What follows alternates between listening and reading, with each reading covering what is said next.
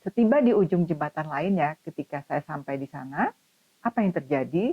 Ternyata ada longsor hebat, ada bukit yang berada di sebelah kiri saya dan itu tidak jauh dari ujung jembatan, itu gugur, longsor, dan bunyinya seperti gempa bumi.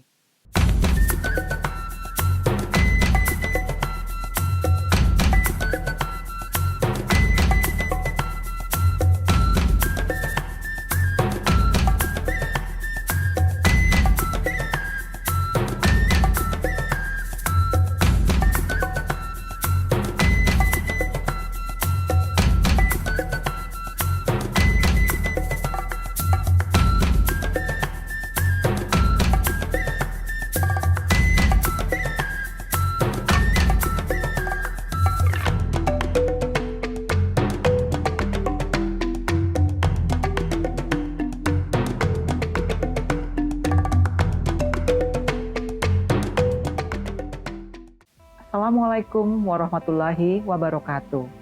Saya Marisa dan saat ini sedang duduk di sebuah pojok kecil toko outdoor yang hangat, mengenang jejak-jejak langkah saya dalam sebuah perjalanan yang saya beri nama perjalanan menunduk.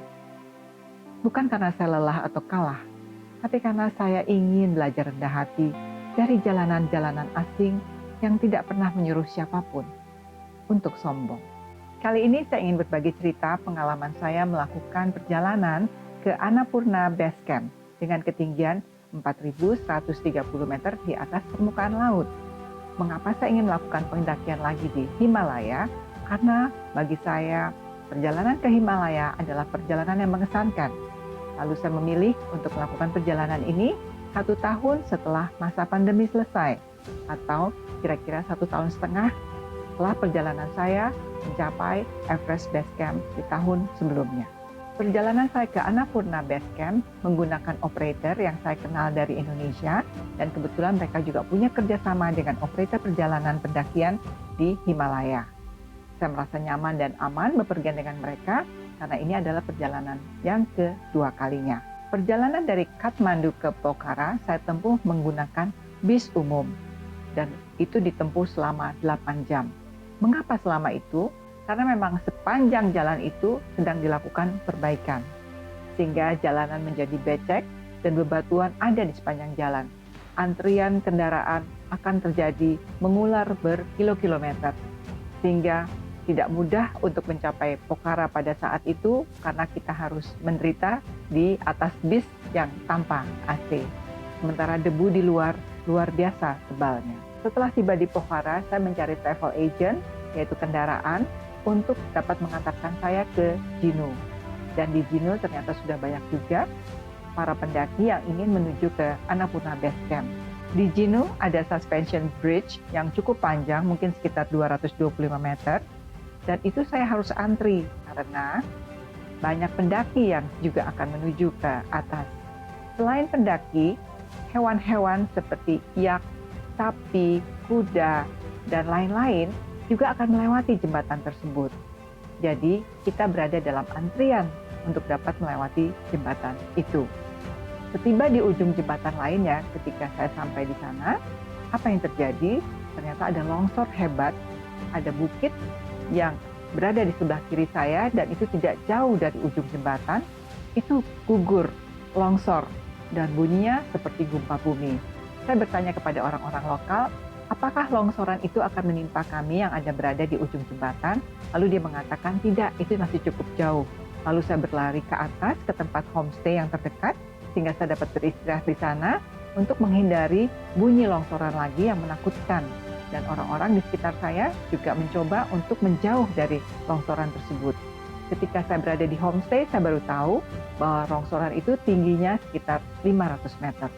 Cukup berbahaya bila kita tetap berada di sana. Itu pengalaman pertama ketika mendaki menuju ke Annapurna Base Camp. Setelah menenangkan diri dan makan siang di Jinu, kami melanjutkan perjalanan hingga ke Chomrong. Chomrong adalah pos tempat pendaftaran ulang menuju ke Annapurna Base Camp. Perjalanan saya dari Chomrong setelah mendaftarkan diri adalah melanjutkan ke desa-desa berikutnya. Perjalanan ke desa-desa berikutnya itu ditempuh melalui anak tangga yang jumlahnya ribuan, terdiri dari batu-batuan gunung yang dipotong sendiri oleh penduduk lokal dengan cara manual.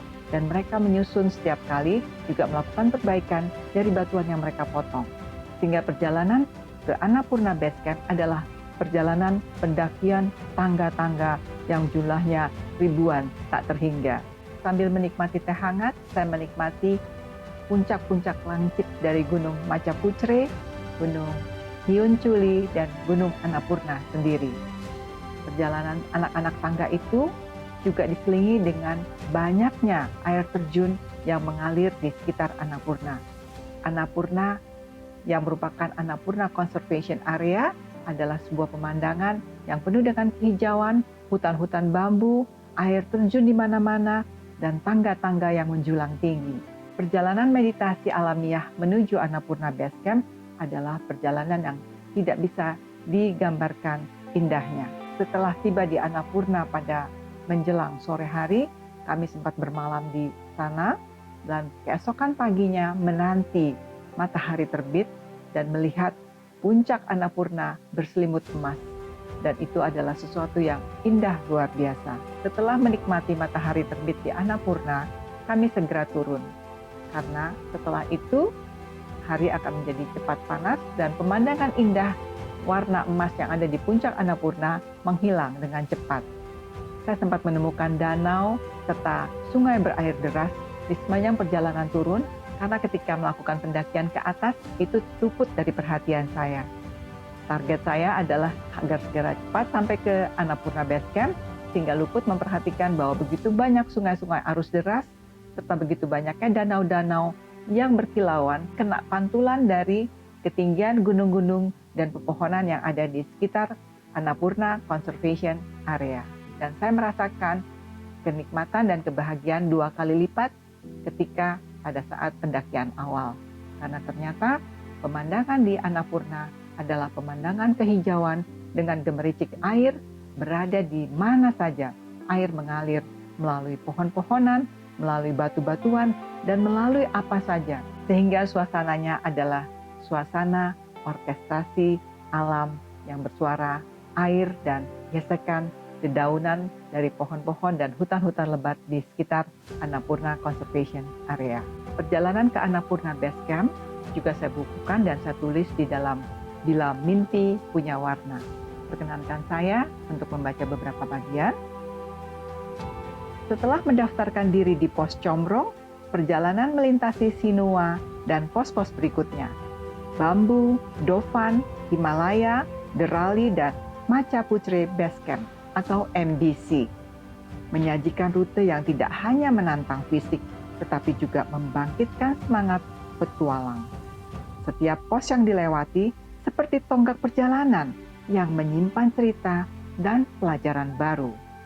Tetapi yang paling melekat di ingatan saya adalah puluhan ribu anak tangga batu yang harus saya hadapi. Rasanya seolah-olah tiada habisnya. Setiap langkah terasa berat, dan setiap nafas seakan berlomba dengan detak jantung yang semakin cepat. Perjalanan saya ke Annapurna Base Camp agak berbeda sedikit dengan perjalanan saya ke Everest Base Camp. Di ABC atau Annapurna Base Camp, saya tidak perlu melewati aklimatisasi.